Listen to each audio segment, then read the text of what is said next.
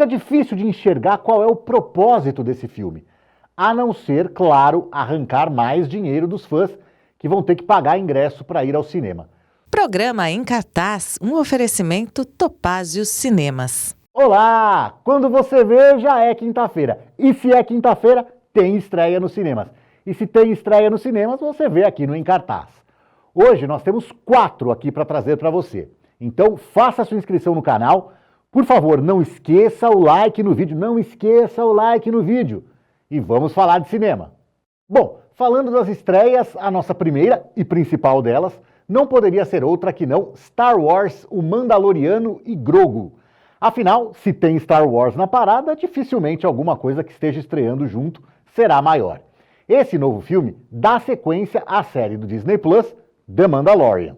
Agora, o caçador de recompensas Din Djarin, o tal Mandaloriano, se junta ao seu parceirinho Grogu, outrora conhecido como Baby Yoda, para uma missão perigosa. E missão perigosa para eles é aventura divertida para a gente. É difícil a vida de fã de Star Wars. É um interminável ciclo de expectativa, alegrias passageiras e as inevitáveis decepções. Tem sido assim desde 1999, quando Star Wars fez a sua volta triunfal aos cinemas com a prequela A Ameaça Fantasma. Tá, muitos fãs mais radicais vão dizer que a primeira decepção foi bem mais lá atrás, em 1983, com o desfecho da trilogia original, O Retorno de Jedi. Porque veio o primeiro Star Wars, em 77, que revolucionou tudo, mudou a história do cinema. Aí, 3 anos depois, a continuação, O Império Contra-Ataca, que é tido como unanimidade como o melhor filme de Star Wars. O que já dá uma dimensão de como é difícil Star Wars dar uma alegria pra gente, já que o melhor de todos é de quase 50 anos atrás. Curiosamente, a volta da franquia, em 1999, até que inverteu essa espiral, apesar da sensação geral ser de decepção, com a Ameaça Fantasma. Mas a nova trilogia ficou melhor a cada filme, novamente de 3 em 3 anos. Na sequência de Ameaça Fantasma vieram O Ataque dos Clones e A Vingança dos Sith. E aí veio a venda da Lucasfilm, a proprietária de Star Wars, para a Disney. Quaisquer pudores que o criador George Lucas pudesse ter, e eles nem eram tantos assim, foram literalmente para o espaço. A Disney não comprou Star Wars só para fazer atrações para os parques de diversão ou para vender brinquedo. No centro dos planos do Mickey Mouse estavam novos filmes, séries e animações. E aí, mais uma vez, os fãs foram jogados nessa montanha-russa de altos e baixos de qualidade. No cinema, em 2015, saiu O Despertar da Força, que era legal, bacana, mas tinha um roteiro que era praticamente xerocado do filme de 77. Tudo bem, a gente ficou tão iludido e maravilhado que deu para deixar passar. 2 anos depois saiu Os Últimos Jedi, interessante, ousado, quebrando um pouco da, podemos dizer assim, covardia do filme anterior. E aí, em 2019, na hora de tirar um 10, de encerrar essa saga principal de maneira espetacular, veio o desastre chamado A Ascensão Skywalker. Um tapa na cara de quem achava que Star Wars ia nos arrebatar mais uma vez. Entre um filme e outro, as chamadas histórias Star Wars. Foram só 2, só 2 filmes. Ainda assim, eles entregaram altos e baixos. Ou, para ser mais exato, um alto, o excelente Rogue One, em 2016, e um baixo, o péssimo filme solo do Han Solo, em 2018. Nas séries de TV, esse ciclo de expectativa, satisfação e decepção ficou ainda mais nítido. Para cada joia como Andor, cuja segunda e última temporada é simplesmente incrível, maravilhosa, tem uma porcaria como o livro de Boba Fett. Para cada aventura bacana como Skeleton Crew, alguma coisa que não cheira nem fede como Ahsoka. Mas entre essas séries do Disney Plus, que incluem Obi-Wan Kenobi, que é ok, e The Acolyte, que é bem fraquinha, a que fez mais barulho e a que teve mais temporadas até aqui, com 3, foi a primeira delas, The Mandalorian. A série, que começou ainda em 2019, às portas da pandemia, veio com a premissa muito interessante de se aprofundar nos Mandalorianos, O povo que gerou um dos personagens mais icônicos de todo esse universo, o misterioso caçador de recompensas Boba Fett. Assim, nós tivemos a chance de ter um olhar mais próximo para tudo que cerca os Mandalorianos, os códigos de honra, o modo de pensar e de agir. E claro, né, trouxe aquela criaturinha conhecida como Baby Yoda, um ser verdinho, orelhudo e tão feio que é até fofinho. Assim como outro dos grandes ícones de Guerra nas Estrelas, o Mestre Yoda. Não era o mesmo personagem em uma fase anterior da vida, né? Como o nome Baby Yoda poderia sugerir, mas outro personagem, que tempos depois nós descobrimos que se chama Grogu. Fez a gente lembrar daquilo que George Lucas disse lá atrás e que irrita muitos fãs até hoje. Star Wars sempre foi feito para as crianças. Tudo bem, o George Lucas cometeu o erro de cálculo de considerar que as crianças cativadas desconsiderar, né, na verdade, que as crianças cativadas pela primeira trilogia se tornaram os adultos que continuavam fãs quando saiu a segunda trilogia. Mas isso não é papo para hoje. Agora estamos falando de Mandalorian, a série, por enquanto. A primeira temporada foi legal demais. Os 8 episódios redondinhos são puro suco de Star Wars, com bastante aventura, um tantinho de terror, encanto, magia, um espírito de inocência. Tudo embalado por uma trilha sonora cativante e pela presença magnética do ator mais trabalhador de Hollywood, Pedro Pascal, ainda que ele interprete praticamente o tempo todo com um capacete que inclui uma máscara que cobre o seu rosto, como a gente vê aí na foto. Ah, claro, né? E com o toque final da fofura extrema do Baby Yoda. Tudo isso é tão suco de Star Wars que não escapou nem do ciclo que eu citei várias vezes aqui hoje. A primeira temporada, muito boa, foi seguida por uma segunda que é inferior, mas que com alguma boa vontade a gente vê com prazer.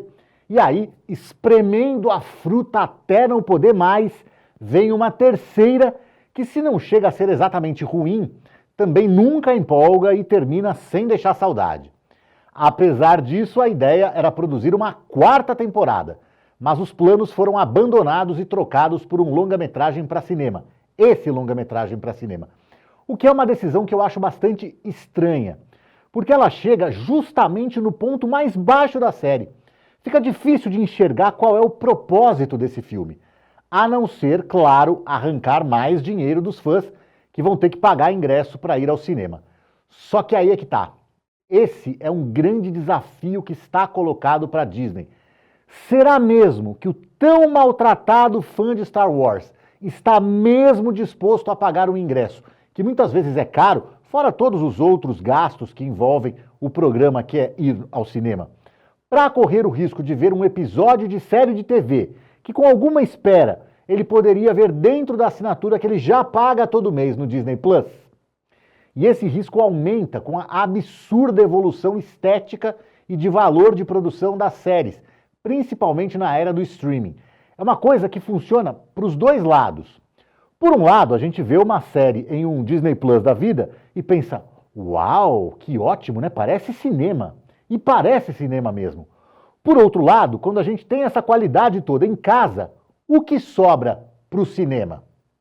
É por isso que eu acho um erro a Disney ter investido nesse filme. Por não ver muito como eles podem entregar algo assim tão acima do nível da série. A não ser por uma coisa que para mim faz muita diferença, mas que muita gente absolutamente não liga, que é a experiência de assistir na sala de cinema. Tem alguns outros diferenciais, mas que não chegam a fazer tanta diferença assim, como o elenco, que conta com Sigourney Weaver, que não entra em campo para perder, com presença em franquias gigantes como Alien, Avatar e Caça-Fantasmas, e veja você o espetacular diretor Martin Scorsese fazendo um alienígena. Vale alguma coisa, mas é pouco. Com tudo isso, não dá para desconsiderar que é a volta de Star Wars às telas grandes 7 anos depois, e depois de 5 anos seguidos com lançamentos nos cinemas. E que a Disney pode estar querendo usar para, digamos, testar a temperatura da água. Sim, porque no ano que vem tem mais Star Wars no cinema, mas aí é para valer, com mais ambição, com algo que pinta não como o final de alguma coisa, como esse O Mandaloriano e Grogu, mas como o início de outra, que é Starfighter, que traz no elenco o excelente Ryan Gosling e as maravilhosas Amy Adams e Mia Goth. Detalhes da trama não foram revelados ainda, mas a promessa é de que o filme vai retratar uma época nunca antes explorada no universo de Star Wars. Eu acho ótimo. Novos ares, novas histórias para contar. Chega de família Skywalker e, pelo amor da força, chega de Imperador Palpatine. Mas, por enquanto, Star Wars, O Mandaloriano e Grogu está em cartaz nos cinemas com classificação indicativa que não é tão baixa quanto a fofura do Grogu pode indicar, 14 anos, e duração que também não é lá muito infantil não, 2 horas e 12 minutos. Será que esse filme é mesmo para criança? Seguindo com as nossas estreias da semana, vamos agora falar de terror. Passageiro do Mal anuncia no pôster e no trailer. 130 milhões de pessoas viajam por estradas todos os anos. 15.400 delas nunca mais são vistas. Uau! Um casal fazendo uma longa viagem com aqueles trailers enormes testemunha um horrível acidente que acaba na morte do motorista. A partir disso, eles passam a ser perseguidos por uma entidade sobrenatural imparável. Esse filme reúne um time de especialistas em terror. O diretor é o norueguês André Øvredal, de A Autópsia e de Drácula, A Última Viagem do Deméter. Os produtores são Gary Dauberman, de It 1 e 2, A Freira 1 e 2 e Annabelle 1, 2 e 3, e Walter Hamada, também de It, A Freira e Annabelle, e ainda de Invocação do Mal e O Primata, além de diversos filmes da DC. Apesar de tantos entendidos no assunto, Passageiro do Mal está mais para cumprir tabela, para ser mais um daqueles tantos filmes de terror que chegam aos cinemas ao longo de todo o ano, que matam a vontade dos fãs do gênero, mas que não furam essa bolha e nem deixam lembranças mais duradouras em quem sentou diante da tela para assistir. Vale prestar atenção também na atriz que faz a personagem Diana, que é a Melissa Leo, que tem um Oscar em casa, o de coadjuvante, ganho na cerimônia de 2011 pelo filme O Vencedor. Passageiro do Mal está em cartaz nos cinemas com classificação indicativa 16 anos e duração de 1 hora e 34 minutos. Nessa semana estão estreando 2 filmes brasileiros e, coincidentemente, são 2 filmes de temática religiosa. Como o que eu tenho para comentar sobre os 2 filmes é parecido, eu optei por juntar os 2 no mesmo comentário. Antes, as sinopses. Voltado principalmente para o público espírita, Sexo e Destino é baseado no livro dos médiuns Chico Xavier e Valdo Vieira, e é um drama sobre 2 famílias marcadas por traições, tendo que lidar com as escolhas do passado. Já O Poder do Rosário procura atrair os católicos aos cinemas com a história de mãe e filha devotas que sofrem um grave acidente e que têm as suas vidas cruzadas com a de um fotógrafo sem fé, o que vai ser uma lição de esperança para todos. O filão dos filmes religiosos viveu durante muito tempo em um certo comodismo. A mensagem vinha sempre em primeiro lugar e também em segundo, em terceiro e em quarto. E aí, em nome disso, os produtores se sentiam à vontade para negligenciar todos os outros aspectos. É como se o público não merecesse mais capricho só porque, afinal, o mais importante não eram essas bobagens, como boas atuações, uma direção criativa, um roteiro bem elaborado, mas sim a tal mensagem que reforça a fé de quem já é convertido. E isso vale para as 3 principais fés contempladas por esses filmes: a católica, a evangélica e a espírita. Mas aí, principalmente nos Estados Unidos, essas produções evoluíram bastante. Inclusive ficaram até menos proselitistas, com mensagens mais sutis, o que até aumenta a sua eficiência. Infelizmente, o Brasil não acompanhou essa evolução. E mais infelizmente ainda, esses 2 lançamentos dessa semana agora estão totalmente afinados com essa tradição. Roteiros panfletários, direção brega e atuações simplesmente pavorosas, especialmente em Sexo e Destino. No final, é aquele 0 a 0, Quem tem fé nas respectivas religiões e considera a mensagem o mais importante que esses filmes podem oferecer, vai achar tudo muito bonito. Já quem prefere uma experiência cinematográfica mais rica, deve passar longe. Sexo e Destino está em cartaz nos cinemas, com classificação indicativa 16 anos e duração de 1 hora e 50 minutos. Já O Poder do Rosário tem classificação indicativa 12 anos e duração de 1 hora e 46 minutos. Tchau!